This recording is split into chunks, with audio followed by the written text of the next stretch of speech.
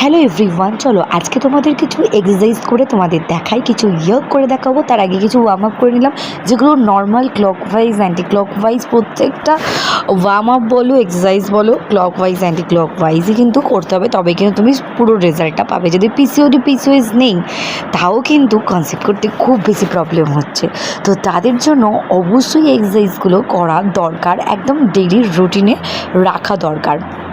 তো দেখো, আমি খুব নর্মাল যেগুলো স্কিপিং বলো, তারপরে হাতের ঘাড়ের যেই ব্যায়ামগুলো হয় সবগুলোই আমি কিন্তু ক্লকওয়াইজ অ্যান্টি ক্লকওয়াইজ করলাম।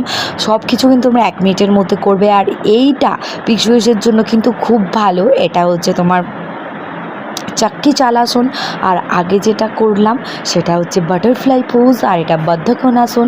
সব কিছু আসনের নাম বলছি না, কিন্তু এগুলো কিন্তু তোমরা ট্রাই করে দেখতেই পারো। আর এটা হচ্ছে চাক্কি চালাসন। তো ক্লকওয়াইজ অ্যান্টি ক্লকওয়াইজ করে দেখো, আর রেজাল্টটা